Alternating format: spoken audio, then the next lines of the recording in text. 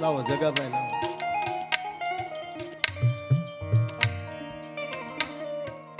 RFO range forest officer Kodinar ભાઈ શ્રી રમેશભાઈ પંપાણિયા, ગામ સુત્રાપાડા, તેમના તરફથી અહીંયા રેન્જ થઈને 51 છે.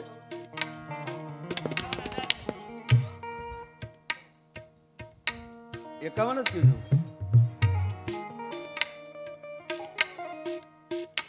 વિચારવું પડે. નથુભાઈ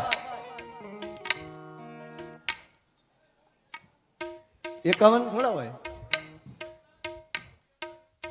1,11,111 જોરદાર તાળીના ગગડાટથી વધાવો.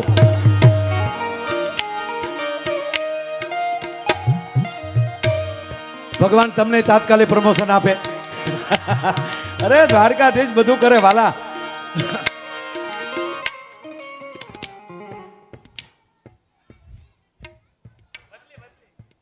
બદલી જો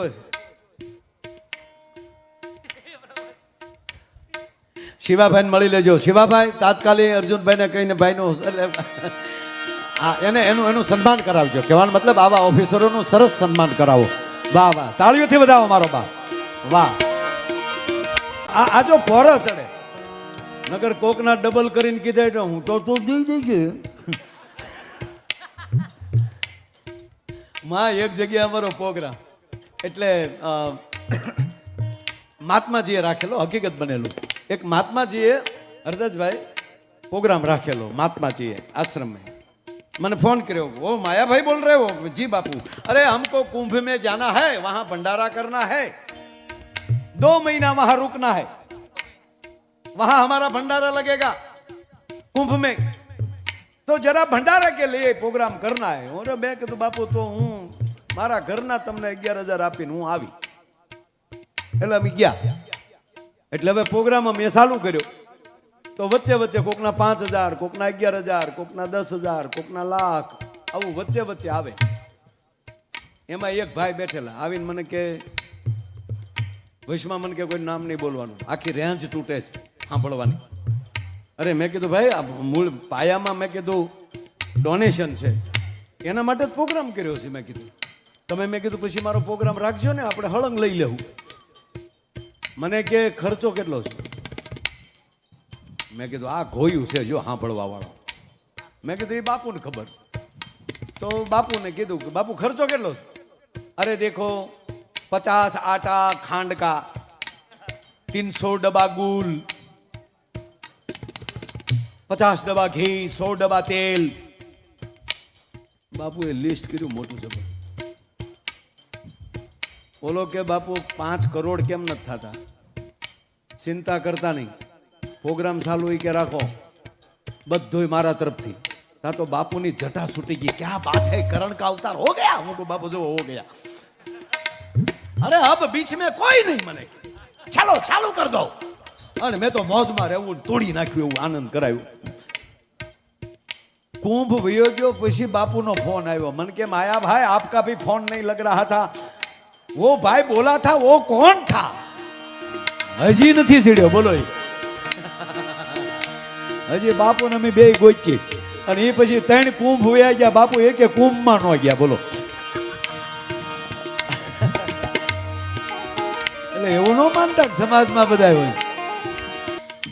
આપણે તો હારું કો કે દાન આપ્યું તો 2 જણા શું એ ક્યાં ગામનો છે? અને અમુક એવા લોભીના પેટના પીડ્યા છે સમાજમાં. કોક દે તો શું કે ઈ 2 નંબર ના હો. લે તું ક્યાં નંબર નો છો ઈ કે?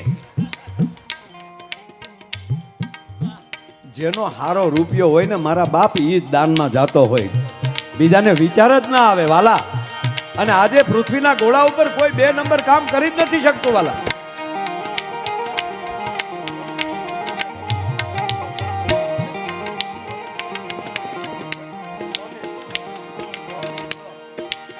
વાહ. અમારે રમત ગમત અધિકારી મનીષભાઈ ક્યાં બેઠા છે? જેલરિયા સાહેબ ઉભા થાવ, ઉભા થાવ.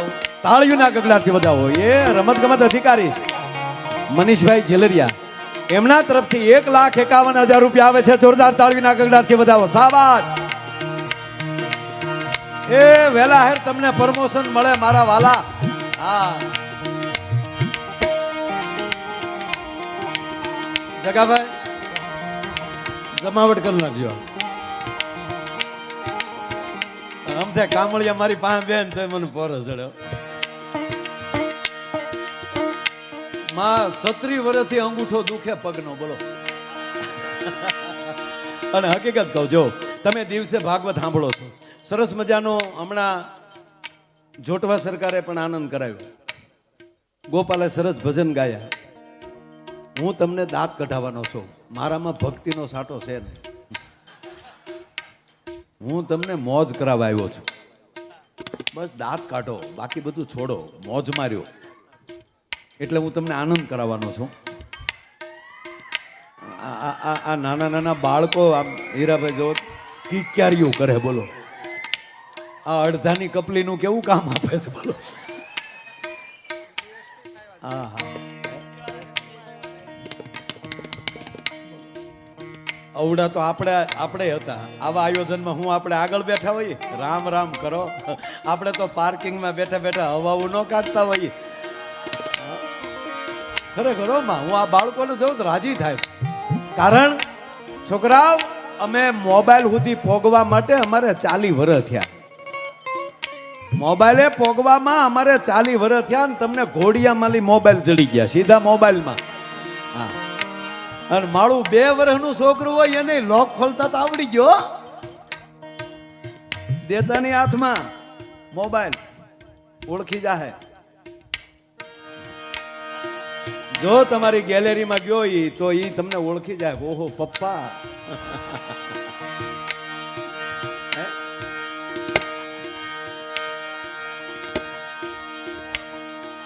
પણ મારે તમને આનંદ કરાવવા માટે પહેલી શરૂઆત એ કહું, માં આ સંત મને બહુ ગમે છે. કારણ કે આ સંત જે છે, ડવ ડમક ડમક દાદુર ડમ ડમકા, એ ધરતીનો અને આકાશનો છે. ધરતીનો અને વરસાદનો, મેહુલાનો, મેઘરાજાનો. મેઘરાજાનો અને ધરતીનું બેયનું આનો સંવાદ છે. આમાં કવિએ મેહુલાને, મેઘરાજાને ધરતીનો ધણી કીધો છે. કાક બાપુએ તો લખ્યું છે કે આવ્યો રે ધરતીનો ધણી મેહુલો, એને લાવ્યો કાંઈ ચૂંદડીની જોડ. અત્યારે તમે જુઓ વૈશાખ હાલે છે એટલે ખેડૂતો છે એ પોતાના ખેતરને ખેડી ખેડી ખેડી ખેડી અને એમાં સાહ પાડ્યા હોય કે જાણે નવોઠાનું માથું ગૂંથ્યું હોય, જાણે નવોઠાનું માથું વળ્યું હોય. અને ધરતી પુકાર કરે, મારી ચૂંદડી ફાટી ગઈ, હે ધણી તું આવ, હે મેહુલા તું આવ. અને જેવી રાજસિંહભાઈ અહાડની એલી મંડાય અને અનરાધાર 2 મંડાઈ ગયો હોય ને 8મે દી ડુંગરની ટૂંક ઉપર ચડીને આમ જવો ત્યાં તો ચણાણા કરતી લીલી ચમ ઓઢણી જેવા એમ કે ધરતીને ઓઢાડી દીધી હોય. પણ મેહુલો આવે એટલે ધરતી રાજી બહુ થાય. એટલે સ્ત્રીને ધરતી કીધી છે, માતાઓને ધરતી કીધી છે. માં શબ્દ મને બહુ ગમ્યો છે કવિનો, કે આ માં બેઠી છે, માતાઓ બેઠી છે, હીરાભાઈ અને ધરતી કીધી છે. અને મેહુલાને પુરુષ કીધો છે. આપણે બધા છે ને મેહુલા છે. મેહુલાનું નક્કી ન હોય ક્યારે આવે. હવે તો હાવ માવઠાના પેટના થઈ ગયા, ગમે ત્યારે આવે. કોઈનો વળી હડુડતો ગાંજતો આવે, ટાણે આવે. અમુકનો વાવાઝોડો હું છે, પછી જમવાનું હું છે, નક્કી નહીં મેહુલાનું.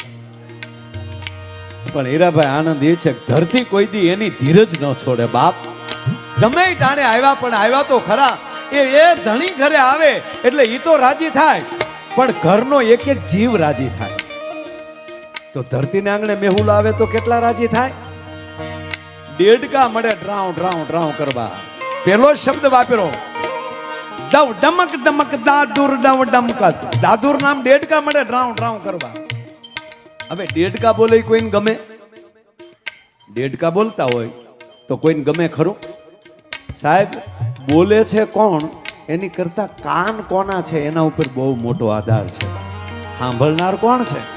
શબ્દ એ નહીં હોય, પણ અલગ અલગ જે માણસો સાંભળે એના અલગ અલગ અર્થો કરી લે છે. સાંભળે છે કોણ? તો દેડકા બોલે કોઈને ગમે ખરું, પણ જો કાન બદલી જાય આપણને ન ગમે, ડ્રાવ ડ્રાવ થતું હોય તો આપણે માણસની જાત છે ન ગમે. પણ એની જ વાત મારે રામાયણમાં લઈ જવી હોય, કારણ કે માને આંગણે રામકથા આવી રહી છે ત્યારે માં બરોબર ભગવાન રામ અને લક્ષ્મણ છે એ માં જાનકીની ખોજ કરે છે, વનની અંદર એમ કહેવાય કે ભ્રમણ કરી રહ્યા છે, અને એવે ટાણે વર્ષા ઋતુ આવે છે. અને બીજી વાત એ છે કે ગમે એટલી ઋતુ આવે એ બીજી ઋતુમાં કવિ પ્રવેશ કરે કે ન કરે, પણ આજ સુધીમાં કોઈ એવો કવિ નથી કે એને વર્ષા ઋતુનું વર્ણન ન કર્યું હોય. તમે ગુફામાં રહેતા હોવ, મોટી સોસાયટીમાં રહેતા હોવ, અથવા તો મોટા બિલ્ડિંગમાં રહેતા હોવ, અને સતત જે માણસ કોઈથી બહાર ન નીકળતો હોય, ઓફિસ ટુ હોમ ને office to home to office,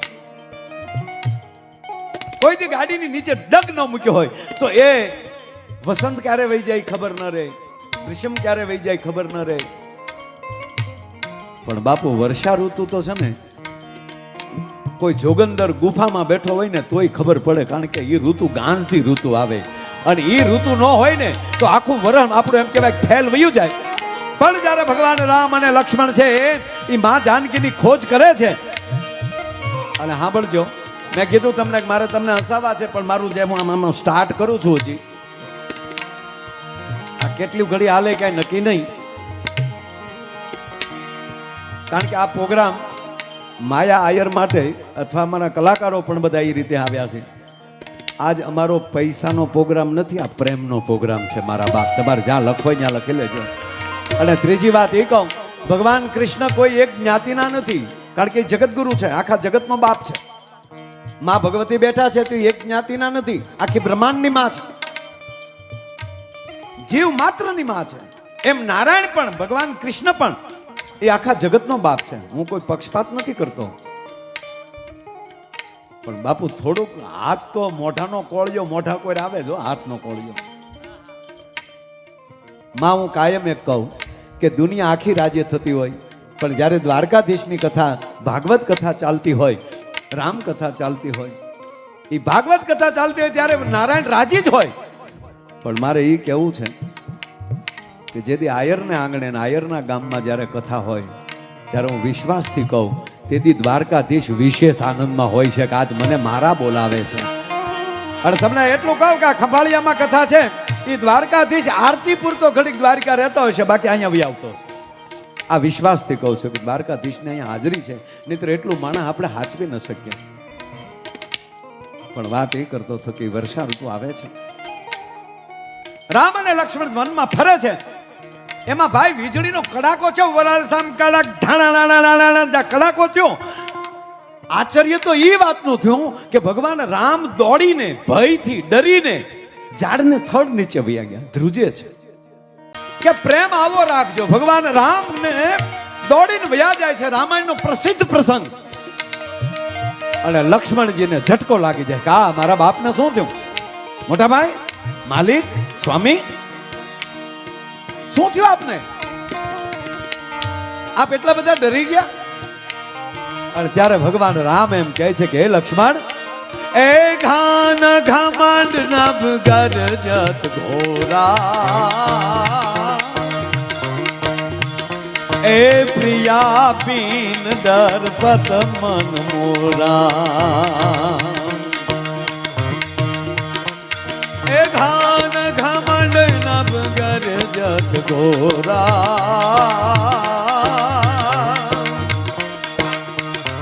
એ પ્રિયા બીન ડરપત મન મોરા. એ લક્ષ્મણ, આ વીજળીનો કડાકો થયો ને, ઘન ઘમંડ નભ ગરજત ઘોરા, પ્રિયા બીન ડરપત મન મોરા. આ વીજળીનો કડાકો થયો એટલે પ્રિયા એટલે મારી જાનકી વગર મને ભય લાગે છે. હવે કલ્પના કરો કે પૃથ્વીના પડ ઉપર આવો વીરવર પુરુષ જન્મો નથી. એક હાથે એક, એમ કહેવાય કે એક સાથે 31 બાણ ચડાવવાની જેનામાં તાકાત હોય, આવું અત્યાર સુધી કોઈનું ધનુષ બાણ હાલ્યું નથી રાજસીભાઈ. એક સાથે 31 બાણ, 10 મસ્તકના, 20 ભુજાના અને 31મું નાભીનું. ઈ રામ એમ કહે કે મને આ જાનકી વગર બીક લાગે છે. પરિવારમાં એવું જીવજો મારા વાલા કે પરિવારમાં કોઈ એક વ્યક્તિ ઓછી હોય, હાજર ન હોય તો એની યાદી થવી જોવે. આ ગામમાં આવ્યો છું તો પહેલું પેમેન્ટ તમારી પાસે ઈ માગું, પછી હસાવી હસાવીને તમને કહું ને આજ હવારમાં નાસ્તો ન કરો એવા કરાવી દઉં. પણ એક ખોળો પાથરીના જેટલા ગામના ભાઈઓ આવ્યા છો એ બધાને પગે લાગીને તમારો સમાજનો દીકરો તમારી પાસે પેમેન્ટ માગે છે, એ પેમેન્ટ એટલું જ હંપ રાખજો. ગામવાલી સરપંચોની ચૂંટણીઓ વહી જાવી જોવે. હમણાં હું કચ્છના એક ગામમાં ગયો કે સાહેબ આઝાદીથી લઈને આજ સુધી હજી ગામમાં કોઈ દી ચૂંટણી નથી થઈ. એવું લાગે તો 2 વર્ષે કોઈ એમ કે મારે સરપંચમાં સેવા આપવી છે, હું આવી દઉં. બોલ તો વરહના કેટલા તમે ચૂંટણીની અંદર 2 કરોડ બગાડી નાખો છો જીતવા માટે. તો એની કરતા એટલું ગામમાં ડોનેશન આપીને આવું કામ કરો તો તમને વાંધો શું છે ભલા માણા? ગામની એકતા થવી જોઈએ, ગામની સ્વચ્છતા થવી જોઈએ, ગામ ચોખ્ખું થાય, આપણા પરિવાર ચોખ્ખો થાય, આપણું આંગણું ચોખ્ખું થાય. અને જે ચોખ્ખો માણા રહીને એની અંદર વિચારોય ચોખ્ખા આવે, વિચારોથી પણ ચોખ્ખા થાય, એની અંદરથી ઈર્ષા વહી જવી જોઈએ.